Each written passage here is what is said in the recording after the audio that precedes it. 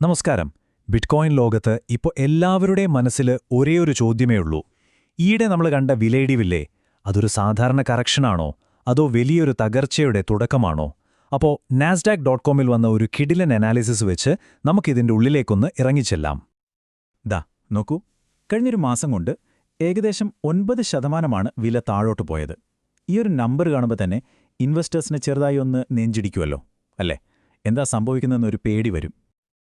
Okay, അപ്പോൾ നമ്മൾ ആദ്യം ഈ പെട്ടെന്നുണ്ടായ വിലയിടിവിനെപ്പറ്റി സംസാരിക്കും.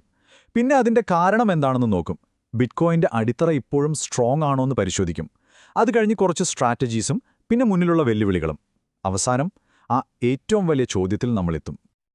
അപ്പോൾ നമുക്ക് വിഷയത്തിലേക്ക് കടക്കാം. പെട്ടെന്നൊരു വിലയിടിവ്. ഇതിനിടയിൽ ഒക്ടോബർ 10 ഇൻവെസ്റ്റേഴ്സിനെ ശരിക്കും ഞെട്ടിച്ചൊരു സംഭവമുണ്ടായി. ഒരു ഫ്ലാഷ് ക്രാഷ്. കണ്ണുചിമ്മി തുറക്കുന്ന വേഗത്തിൽ മിനിറ്റുകൾക്കുള്ളിലാണ് വില കൂപ്പുകുത്തിയത്.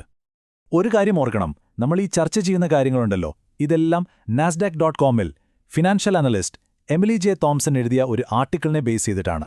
അവരുടെ അനാലിസിസാണ് നമ്മളിവിടെ സിമ്പിളായിട്ട് ഒന്ന് പൊളിച്ചെടുക്കാൻ പോകുന്നത്. അപ്പോൾ എന്താണ് ഈ ഇടിവിന് പിന്നിലെ യഥാർത്ഥ കാരണം? നാസ്ഡാക്ക് അനാലിസിസ് പറയുന്നത് ഇതൊരു പുറത്തുനിന്ന് വന്ന കൊടുങ്കാറ്റ് പോലെയാണെന്നാണ്. ശരി, എവിടെ നിന്നാണ് ഈ കാറ്റ് വീശുന്നതെന്ന് നമുക്കൊന്ന് നോക്കാം. ഇതാണ് ഏറ്റവും പ്രധാനപ്പെട്ട പോയിന്റ്. ഈ പ്രശ്നം ബിറ്റ്കോയിൻ്റെ ഉള്ളിൽ നിന്നല്ല വന്നത്. അതായത് അതിൻ്റെ ടെക്നോളജിക്കോ നെറ്റ്വർക്കിനോ ഒരു കുഴപ്പവുമില്ല. അല്ല, നാസ്ഡാക്ക് ആർട്ടിക്കിൾ ഉറപ്പിച്ചു പറയുന്നു. കാരണം മുഴുവനായും പുറത്താണ്. അതായത് ആഗോള സാമ്പത്തിക രംഗത്തുള്ള ചില പ്രശ്നങ്ങളാണ് ഇതിനു പിന്നിൽ. അപ്പോൾ എന്തൊക്കെയാണ് ആ പുറത്തുനിന്നുള്ള ഘടകങ്ങൾ? ഒന്നാമത്തെ വില്ലൻ അമേരിക്ക ചൈനയുടെ മേൽ പുതിയ താരിഫ് ചുമത്താൻ പോകുന്നെന്നുള്ള വാർത്തയായിരുന്നു. അതായിരുന്നു പ്രധാന ട്രിഗർ. അതിൻ്റെ കൂടെ ലോകം മുഴുവനുമുള്ളൊരു സാമ്പത്തിക അനിശ്ചിതത്വം. പിന്നെ പറയണ്ടല്ലോ, ഇൻവെസ്റ്റേഴ്സിൻ്റെ എല്ലാം ധൈര്യം അങ്ങ് ചോർന്നുപോയി. ഈയൊരവസ്ഥയെയാണ് എക്സ്പേർട്സ് മാർക്കറ്റ് ഫ്രാജിലിറ്റി എന്ന് പറയുന്നത്. സിമ്പിളായി പറഞ്ഞാൽ മാർക്കറ്റ് ഭയങ്കര സെൻസിറ്റീവായിരിക്കും. ഒരു ചെറിയ വാർത്ത വന്നാൽ മതി, എല്ലാം കൂടി താഴോട്ട് പോകും. ആളുകളിവിടെ കണക്കുകളോ ഫണ്ടമെന്റൽസോ ഒന്നും നോക്കുന്നില്ല. പേടിയാണ് തീരുമാനങ്ങളെടുക്കുന്നത്. അയ്യോ, എല്ലാവരും വിൽക്കുന്നു, ഞാനും വിറ്റലിക്കാം എന്നൊരു പാനിക് സെല്ലിംഗ്. അതാണ് സംഭവം.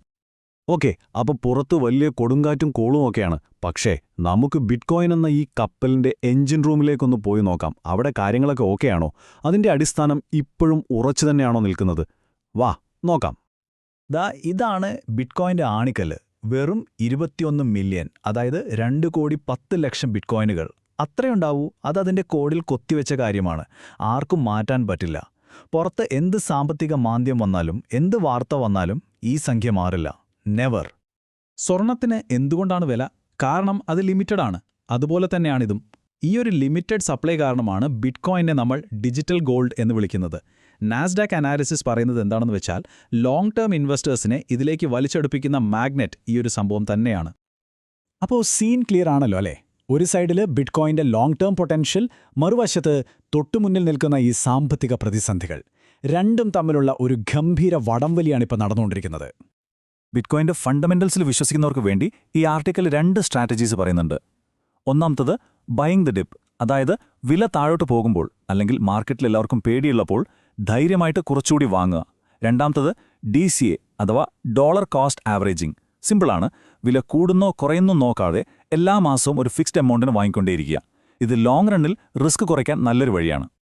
പക്ഷേ എപ്പോഴും നല്ലത് മാത്രം ചിന്തിച്ചിരുന്ന മതിയോ? പോരാ.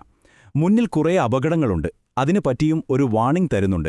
ഒരു ഗ്ലോബൽ റെസഷൻ വന്നാലോ? അല്ലെങ്കിൽ സെൻട്രൽ ബാങ്കുകൾ വീണ്ടും പലിശ നിരക്ക് കൂട്ടിയാലോ? വലിയ കമ്പനികളും ഫണ്ടുകളും ബിറ്റ്കോയിനിൽ നിന്ന് പണം പിൻവലിക്കാൻ തുടങ്ങിയാലോ? ഇതെല്ലാം വലിയ തിരിച്ചടിയാവും. കാരണം അങ്ങനെ ഒരു സിറ്റുവേഷൻ വന്നാൽ ആളുകൾ ബിറ്റ്കോയിൻ പോലുള്ള റിസ്കി അസറ്റുകൾ വിറ്റ് സ്വർണം പോലുള്ള സേഫായ ഇടങ്ങളിലേക്ക് പോകും. അതുകൊണ്ട് ഈ അനാലിസിസിൻ്റെ ആകത്തുക ഇതാണ്: പ്രൊസീഡ് വിത്ത് കോഷൻ. അതായത് സൂക്ഷിച്ചു മുന്നോട്ട് പോവുക. ഓവർ കോൺഫിഡൻസ് വേണ്ട. നിങ്ങൾക്ക് എത്രത്തോളം നഷ്ടം സഹിക്കാൻ പറ്റുമെന്ന് സ്വയം ഒരു ധാരണയുണ്ടാക്കിയിട്ട് മാത്രം എന്ത് തീരുമാനവും എടുക്കുക. അപ്പോൾ ഇത്രയും നേരം നമ്മൾ സംസാരിച്ചതിൽ നിന്ന് ഒരു കാര്യം വ്യക്തമാണ്. നമ്മളിപ്പോൾ ഒരു നിർണായകമായ പോയിന്റിലാണ് നിൽക്കുന്നത്. ഈ അനാലിസിസ് ചൂണ്ടിക്കാണിക്കുന്ന പ്രധാന പോരാട്ടം ഇതാണ്.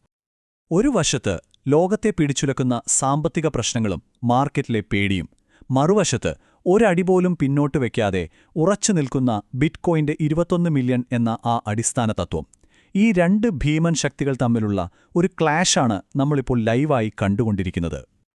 അതുകൊണ്ട് അവസാനം ഈ അനാലിസിസ് നമ്മുടെ മുന്നിലേക്ക് വെക്കുന്ന ആ വലിയ ചോദ്യം ഇതാണ്: വരാൻ പോകുന്ന ഈ സാമ്പത്തിക കൊടുങ്കാറ്റിനെ അതിജീവിക്കാൻ ബിറ്റ്കോയിൻ്റെ ഈ ഫണ്ടമെന്റൽ സ്ട്രെങ്ത്തിന് കഴിയുമോ, അതോ ഈ പുറത്തുനിന്നുള്ള സമ്മർദ്ദത്തിനു മുന്നിൽ ബിറ്റ്കോയിൻ തൽക്കാലത്തേക്കെങ്കിലും മുട്ടുമടക്കുമോ? ഇതിന്റെ ഉത്തരം അത് കാലം തന്നെ നമുക്ക് കാട്ടിത്തരും. എന്തായാലും ഇതിനെപ്പറ്റി നിങ്ങളുടെ അഭിപ്രായം എന്താണ്?